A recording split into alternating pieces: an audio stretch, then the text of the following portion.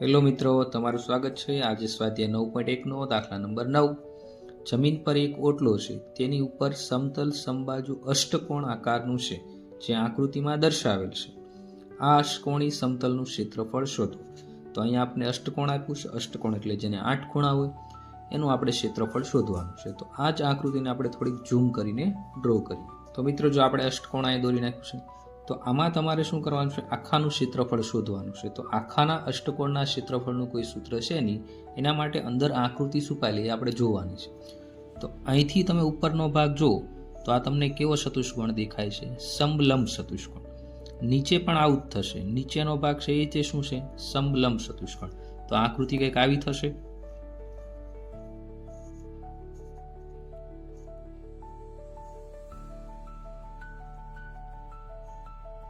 નીચેનો ભાગ પણ સેમ ટુ સેમ આવું જ થશે. એમાં શું થશે? આ રીતે. તો બંને કેવા ચતુષ્કોણ થઈ ગયા? સમલંબ ચતુષ્કોણ થઈ ગયા. અને આ વચ્ચેનો ભાગ તમે જુઓ તો આ કેવો છે? લંબચોરસ છે. તો આપણે શું કરીએ? અષ્ટકોણનું ક્ષેત્રફળ બરાબર 2 ગુણ્યા આ સમલંબ ચતુષ્કોણ બંનેનું ક્ષેત્રફળ અને આ લંબચોરસનું ક્ષેત્રફળ, આ ત્રણેયના ક્ષેત્રફળનો સરવાળો કરો તો આપણને શું મળે? સમગ્ર અષ્ટકોણનું ક્ષેત્રફળ મળે. તો આપણે લખી શકીએ અહીંયા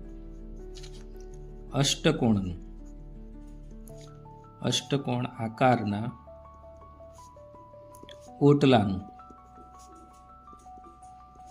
ક્ષેત્રફળ બરાબર 2 શું બને છે? સમલંબ ચતુષ્કોણ. 2 સમલંબ ચતુષ્કોણનું ક્ષેત્રફળ વત્તા શું કરવું પડે? લંબચોરસનું ક્ષેત્રફળ. લંબચોરસનું ક્ષેત્રફળ. તો પહેલા આપણે સમલંબ ચતુષ્કોણનું ક્ષેત્રફળ શોધશું. તો આપણે સૂત્ર લખીએ. સમલંબ ચતુષ્કોણનું ક્ષેત્રફળ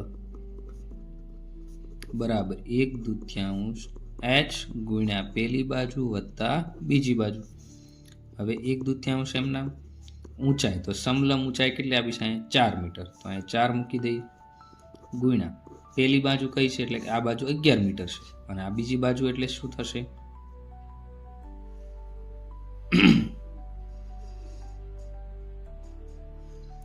બીજી બાજુ એટલે જો આ સમબાજુ છે એટલે કે આ બાજુનું જેટલું માપ હશે એટલું જ બાજુ આ હશે.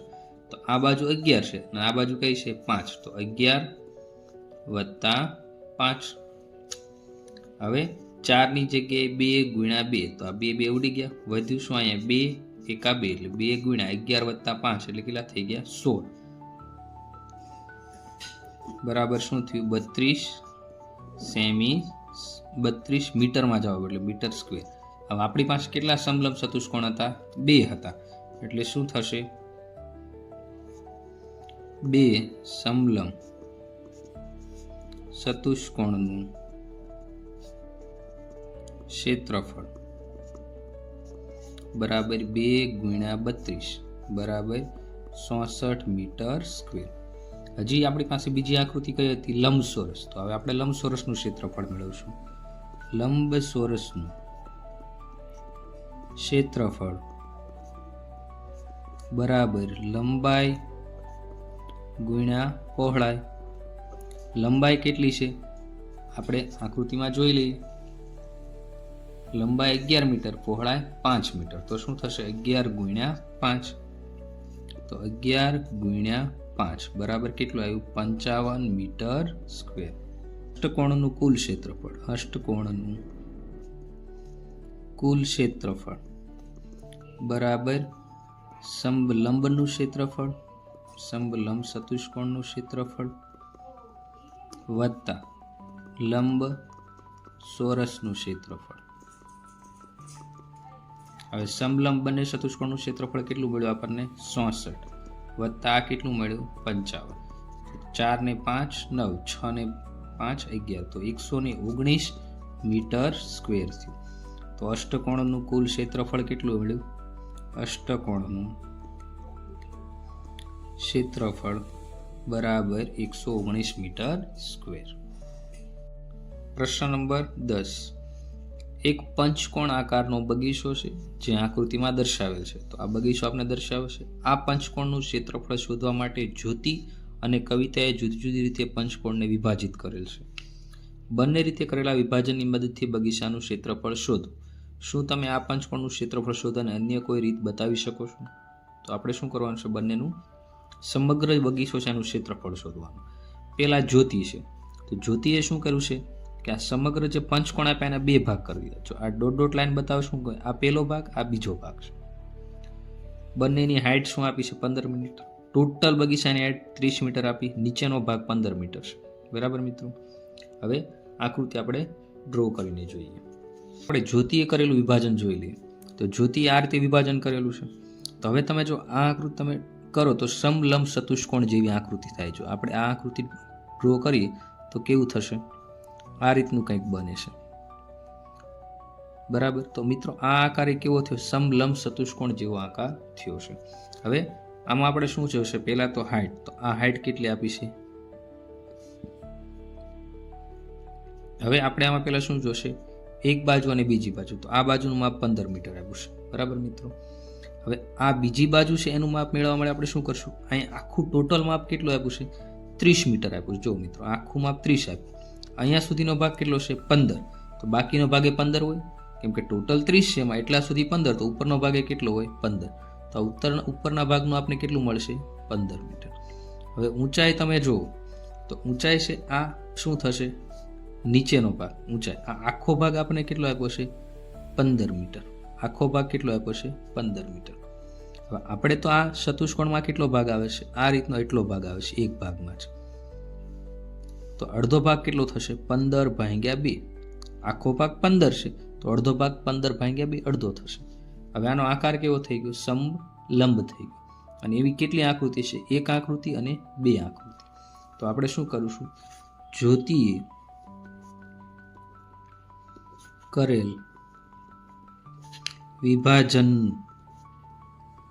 વિભાજનના બગીચાનું ક્ષેત્રફળ બરાબર બે વિભાજન કર્યા અને બેના આકાર કેવા છે, સમલંબ. તો 2 ગુણ્યા સમલંબ ચતુષ્કોણનું ક્ષેત્રફળ.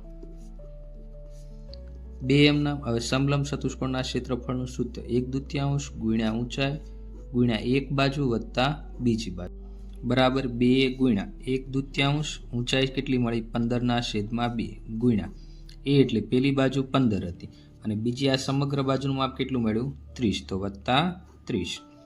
હવે આ 2 ઉડી ગયા. હવે 15 એકા 15, છેદમાં કેટલા વધશે, 2 વધશે. ગુણ્યા 15 વત્તા 30 એટલે કેટલા થઈ ગયા, 45 થઈ ગયા. હવે 15 ગુણ્યા 45 આપણે રફમાં કરી દઈશું. તો 15 ગુણ્યા 45 તો શું થશે, 0. 4 × 5 = 0, વધી આવી 2, 4 × 4, 4 ને 2 6. 50 × 25 નો પાંચડો, વધી આવી 2, 5 × 5, 5 ને 2 7. તો 675. તો 15 ગુણ્યા 45 શું આવ્યું, 675. છેદમાં 2 હતા એમ નામ રહેશે. આનો ભાગાકાર કરશો એટલે કેટલા મળશે, 337.5 મીટર સ્ક્વેર. જ્યોતિનું વિભાજન. જ્યોતિએ કરેલ વિભાજનનું ક્ષેત્રફળ બરાબર 337.5 મીટર સ્ક્વેર. શું કરશું, કવિતાનું વિભાજન જોવાનું. તો કવિતાએ કંઈક આવું વિભાજન કર્યું છે. ઉપર એમને આ ત્રિકોણ બનાવી દીધો છે. જો તો આપણે આમાં કઈ આકૃતિ જોવા મળે છે, એક ત્રિકોણ જોવા મળે. અને નીચે જો આ બાજુનું માપ 15 આપ્યું છે, આ બાજુનું માપ 15 આપ્યું છે અને આ બાજુનું માપ 15 આપ્યું. તો આ બાજુનું માપ શું થશે, 15. તો બધી બાજુ સમાન છે. તો આ કયું થાય, ચોરસ થાય. ભલે આકારમાં તમને લંબચોરસ બતાવે પણ આપણે લઈશું શું, લઈશું ચોરસ. તો કવિતાના વિભાજનમાં એક ત્રિકોણ આવે છે અને એક શું આવે છે, ચોરસ આવે છે. તો કવિતાનું વિભાજન બરાબર ત્રિકોણનું ક્ષેત્રફળ વત્તા ચોરસનું ક્ષેત્રફળ કરશું. કવિતાનું કરેલું બગીચાનું વિભાજનનું ક્ષેત્રફળ બરાબર શું થશે મિત્રો, ત્રિકોણનું ક્ષેત્રફળ વત્તા ચોરસનું ક્ષેત્રફળ. હવે ત્રિકોણનું ક્ષેત્રફળનું સૂત્ર 1/2 પાયો. પાયોને આપણે આધાર કહી શકીએ, વેધ એટલે ઊંચાઈ કહી શકીએ, વત્તા ચોરસનું ક્ષેત્રફળ. તો શું આવશે? લંબાઈ ગુણ્યા લંબાઈ. હવે જો 1/2, હવે ત્રિકોણમાં આધાર શું થઈ ગયો? આ 15. અને જો આખું માપ તમે આ જૂની આકૃતિમાં જોશો તો 30 આપેલું છે. એટલો ભાગ 15 હોય તો ઉપરનો ભાગ એ કેટલો હોય? 15. તો આની ઊંચાઈ કેટલી થઈ જશે? 15 થઈ જશે. 1/2 15 ગુણ્યા 15. તો શું થશે? 15 ગુણ્યા 15 એટલે 225 ભાગ્યા 2 થઈ જશે. તો હવે આને 2 વડે ભાગો. 2 કા 2, 2 કા 2, 2 દુ 4 અને 2 પંચા 10, તો 105 થશે. હવે જો અહીંયા લંબાઈ ગુણ્યા લંબાઈ એટલે 15 ગુણ્યા 15 પ્લસ 15 ગુણ્યા 15 એટલે કેટલા થઈ જશે? 225. તો આ ક્ષેત્રફળ કેટલું મળ્યું? 225. હવે આ બંનેનો આપણે સરવાળો કરશું તો 0.5 એમના 5 ને 2 7, 2 ને 1 3, 2 ને 1 3, તો 337.5 મીટર સ્ક્વેર. તો બંનેનું ક્ષેત્રફળ કેવું મળ્યું? આપણે સમાન મળ્યું. તો કવિતા દ્વારા કરેલ બગીચાના વિભાજનનું ક્ષેત્રફળ બરાબર 337.5 મીટર સ્ક્વેર. પ્રશ્ન નંબર 11. આકૃતિમાં બતાવેલ ફોટો ફ્રેમની બહારની ધારનું માપ 24 સેમી ગુણ્યા 28 સેમી છે. અંદરની ધારનું માપ 16 સેમી અને 20 સેમી છે. જો હવે ફ્રેમને ચારેય ટુકડાની જાડાઈ સમાન હોય તો ફ્રેમના પ્રત્યેક ટુકડાનું ક્ષેત્રફળ શોધો. તો આ રીતે તમને ફ્રેમ આપી છે. હવે ફ્રેમ આપણે ઝૂમ કરીને લખીએ.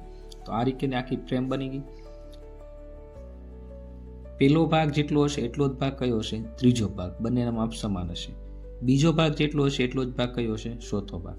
હવે આનો આકાર કઈ રીતે થાય એ આપણે જોઈ લઈએ. કેવી આકૃતિ થાય છે? તો આ આકૃતિ કંઈક આવી બને છે.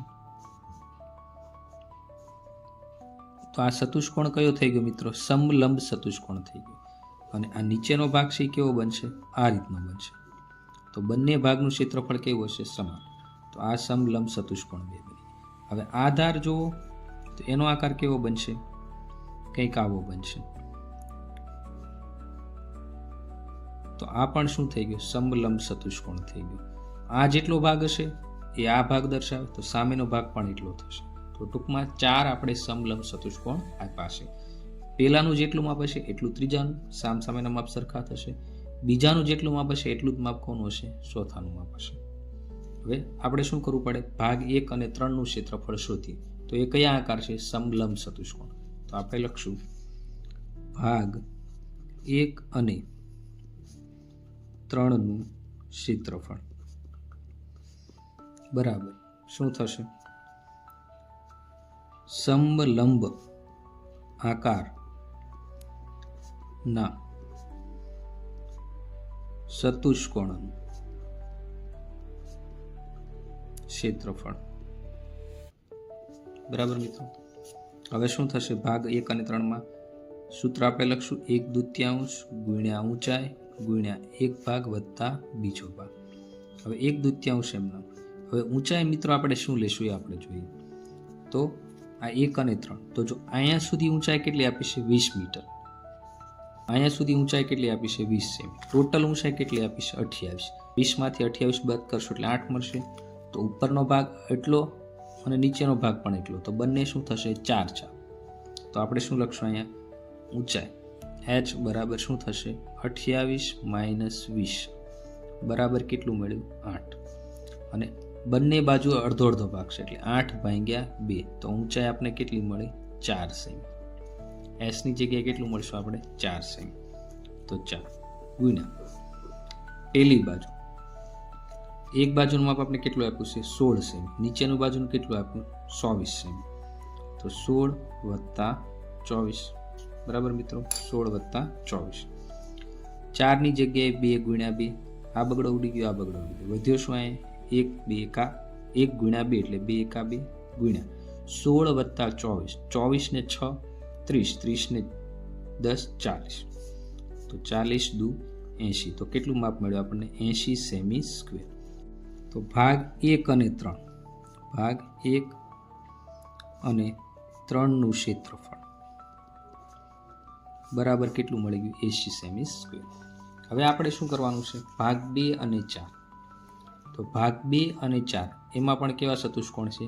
સમલંબ. હવે જો એમાં ઊંચાઈ તો આપણે જે કરી એટલી જ થશે, આમાં તે કેટલી થશે? 4. અહીંયા ઊંચાઈ કેટલી થઈ છે? 4 થશે. હવે એક બાજુ એની કેટલી છે? 28 અને બીજી બાજુ કેટલી છે? જો આ 20 છે. હવે આપણે લખશું અહીં